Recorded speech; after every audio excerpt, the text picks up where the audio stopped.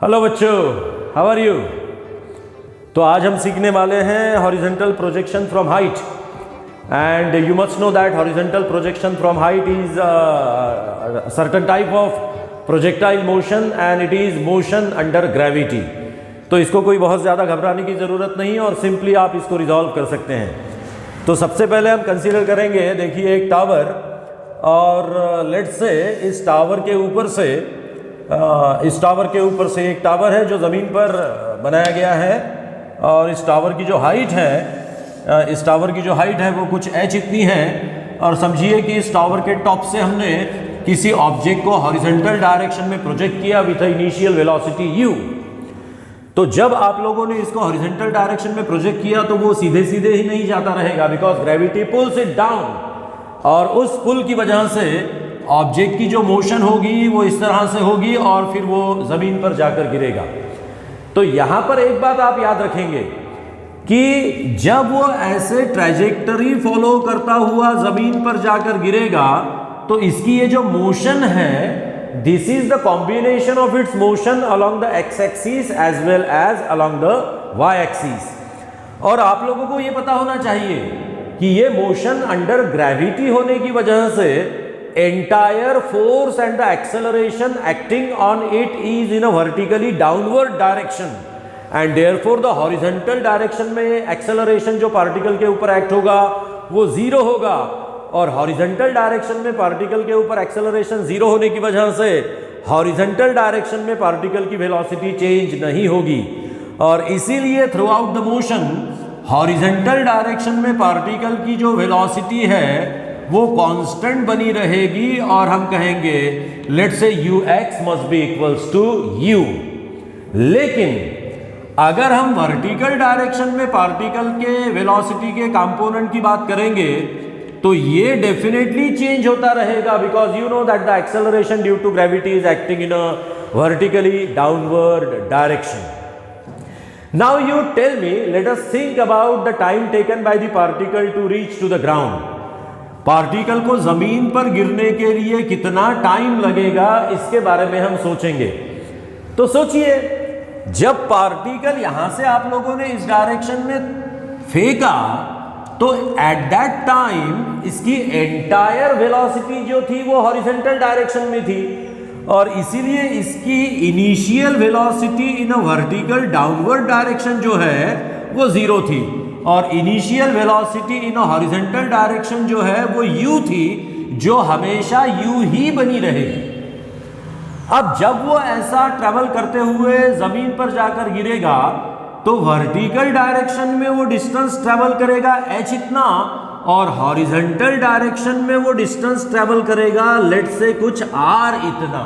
कब? जब वो जमीन पर जाकर गिरेगा। मतलब आपने फेंकने के बाद इस तरह से ट्रैजेक्टरी को फॉलो करता हुआ जब वो जमीन पर जाकर गिरेगा तो उतनी देर में उसने वर्टिकल डायरेक्शन में डिस्टेंस ट्रेवल किया हुआ होगा h और हॉरिजॉन्टल डायरेक्शन में डिस्टेंस ट्रेवल किया हुआ होगा r। तो late us think about the distance travelled by the particle along the vertical direction. Now you know second equation of motion. आप लोग जानते हैं कि s इज इक्वल्स टू होता है ut plus half of at square. अब मुझे एक बात बताइए कि यहां पर अगर आप s की जगह मतलब डिस्प्लेसमेंट की जगह हाइट ऑफ द टावर इतना डिस्प्लेसमेंट ले लेते हैं तो s के लिए आपको h यूज करना पड़ेगा। अब इनिशियल वेलोसिटी, अगर आप वर्टिकल डायरेक्शन में डिस्प्लेसमेंट चाहते हैं तो वर्टिकल डायरेक्शन में वेलोसिटी आप कंसीडर करेंगे। तो वर्टिकल डायरेक्शन में वेलोसिटी का जो कंपोनेंट होगा ui इनटू जो टाइम लगेगा let's say that is a t plus half of acceleration in a downward direction जो है वो g इतना होगा और इनटू आगे हमको लिखना पड़ेगा t square. Now you know initially vertical direction में उसकी जो वेलोसिटी थी वो जीरो थी और इसीलिए इक्वेशन हमको मिलेगा h is equals to half of the g into t square और इसके ऊपर से अगर आप t निकालना चाहते हैं तो ये 2 ऊपर ले जाओगे, g नीचे लाओगे तो therefore t is equals to हो जाएगा ट्वाइस h अपॉन g और इसीलिए आप लोगों को टाइम t मिलेगा under root twice h upon g। Now ये जो टाइम है ये पार्टिकल को टोटल जमीन पर गिरने के लिए लगा हुआ टाइम है और इसीलिए इसको टाइम ऑफ फ्लाइट कहते हैं और इसीलिए time of a flight in a horizontal projection from height का इक्वेशन हमको मिलता है t is equals to under root twice h upon g। अब देखिए इस इक्वेशन के ऊपर अगर आप कॉन्सेंट्रेट करेंगे तो इसमें पार्टिकल को जिस वेलोसिटी से आपने प्रोजेक्ट किया हुआ था दैट इज नॉट प्रेजेंट। तो देयरफॉर अब एक बात हमेशा याद रखना कि पर्टिकुलर हाइट के टावर से जब आप ऑब्जेक्ट को हॉरिजॉन्टल डायरेक्शन में प्रोजेक्ट करते हैं तो उसको जमीन पर गिरने के लिए जो टाइम लगता है वो टावर के हाइट पर और एक्सेलरेशन ड्यू टू ग्रेविटी के ऊपर डिपेंड होता है, right. Height of the tower पर और एक्सेलरेशन ड्यू टू ग्रेविटी के ऊपर डिपेंड होता है। और ये इक्वेशन मैं लिख कर रखूंगा, time of a flight from a object projected horizontally from a certain height t must be equals to under root twice h upon g। तो ये हुई टाइम ऑफ अ फ्लाइट की बात। अब टाइम ऑफ अ फ्लाइट इतनी देर के लिए object जो है वो ट्रेवल करता रहेगा। अब इतनी देर के लिए अगर ऑब्जेक्ट ट्रेवल करता रहा तो हॉरिजॉन्टल डायरेक्शन में वो कितना डिस्टेंस ट्रेवल करेगा? तो हॉरिजॉन्टल डायरेक्शन में ट्रेवल डिस्टेंस निकालने के लिए आपको करना पड़ेगा distance must be equals to speed in horizontal direction into total time taken by it to travel in horizontal direction. Now you know that speed of the particle in a horizontal direction is always constant and it is u, and the time taken by the particle to remain in a motion or the total time taken by the particle to reach to the ground, which is nothing but the time of a flight, so that is nothing but the under root twice h upon g।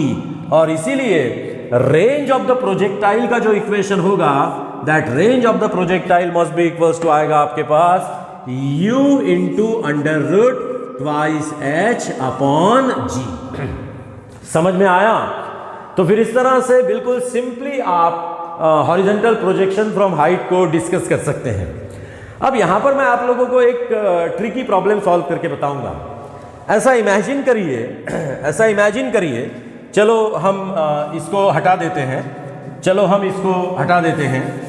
अब ऐसा imagine करिए कि यहां पर एक ये tower है और ये जो टावर है इस सबको मैं हटा देता हूं, इसका अब हमको कुछ काम। तो चलो इसके ऊपर मैं आप लोगों को एक प्रॉब्लम सॉल्व करके देता हूं और देखिए कितने क्विकली हम प्रॉब्लम का आंसर निकाल सकते हैं कुछ बातों को याद रखते हुए। तो लेट्स से प्रॉब्लम कुछ ऐसा है कि ये एक टावर है और इस टावर की जो हाइट है h इज इक्वल्स टू ये है कुछ 500 मीटर और ये टावर ऐसे ज़मीन पर बना हुआ है। और समझिए कि इस टावर के ऊपर से हमने दो ऑब्जेक्ट को प्रोजेक्ट किया, पहला और दूसरा। पहला जो ऑब्जेक्ट हमने प्रोजेक्ट किया उसकी स्पीड कुछ 10 मीटर पर सेकंड है और दूसरा ऑब्जेक्ट जो हमने प्रोजेक्ट किया उसकी स्पीड जो कुछ 15 मीटर पर सेकंड है। आप लोग जानते हैं कि जिसकी स्पीड कम है वो करीब जाकर गिरेगा और जिसकी स्पीड ज़्यादा है वो कुछ दूर जाकर गिरेगा। तो लेट्स से पहले ऑब्जेक्ट की स्पीड कम थी तो ये पहला ऑब्जेक्ट यहाँ पर गिरा, दूसरे ऑब्जेक्ट की स्पीड कुछ ज़्यादा थी तो दूसरा ऑब्जेक्ट जो है वो यहाँ पर गिरा। और लेट्स से हमको निकालना है पहले और दूसरे इन दोनों ऑब्जेक्ट के बीच का डिस्टेंस, हमको निकालना है। अब इन दोनों ऑब्जेक्ट के बीच का डिस्टेंस निकालने के लिए कुछ बहुत ज़्यादा कॉम्प्लिकेटेड होने की ज़रूरत नहीं है। आप लोगों को पता है कि दोनों ऑब्जेक्ट को आप लोगों ने सेम हाइट से प्रोजेक्ट किया है, इसीलिए उन दोनों को ज़मीन पर गिरने के लिए बिल्कुल इक्वल टाइम लगेगा। और इसीलिए so far as that time is a concern we know that s is equals to ut plus half of at square. इस इक्वेशन के अकॉर्डिंग s की जगह हम ले लेंगे h। अब initial velocity in vertically downward direction 0 होगी और इज इक्वल्स टू अब हमको मिलेगा हाफ ऑफ द a की जगह हमको लेना पड़ेगा g और इंटू आगे करना पड़ेगा t स्क्वायर और इसीलिए t square is equals to होगा twice h upon g and therefore I can write t must be equals to under root twice h upon g। Now you think पहले object के लिए जितनी height है दूसरे object के लिए भी उतनी ही हाइट है और इसीलिए पहले ऑब्जेक्ट को जो टाइम लगेगा उतना ही टाइम दूसरे ऑब्जेक्ट के लिए लगेगा and that time t must be equals to under root twice h की जो वैल्यू है that is nothing but the 500 divided by g की वैल्यू हम यहाँ पर 10 ले लेंगे, 10 मीटर पर सेकंड स्क्वायर, हालांकि 9.8 होती है।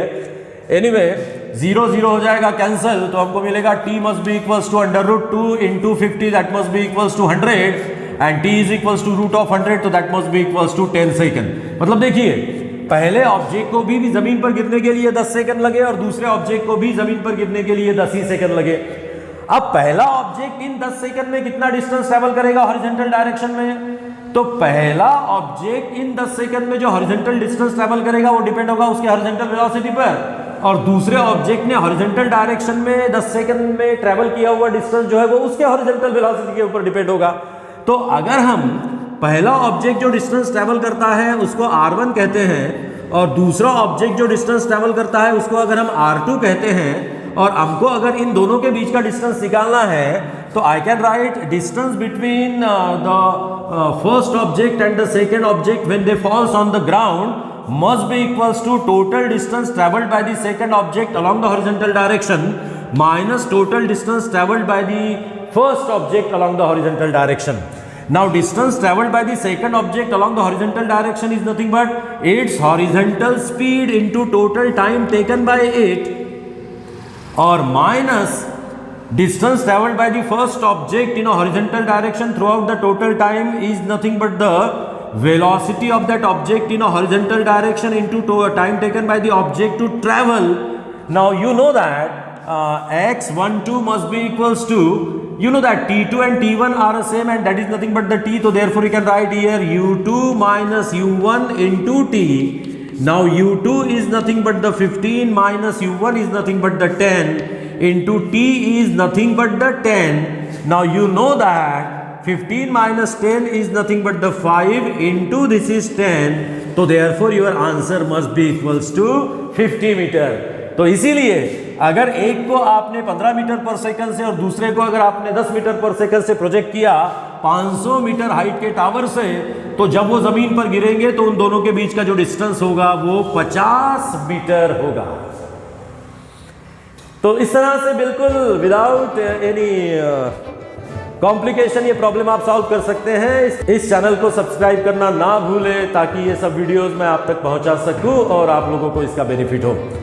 तो चलो मिलते हैं अगले वीडियो में, तब तक के लिए have a nice time, bye bye.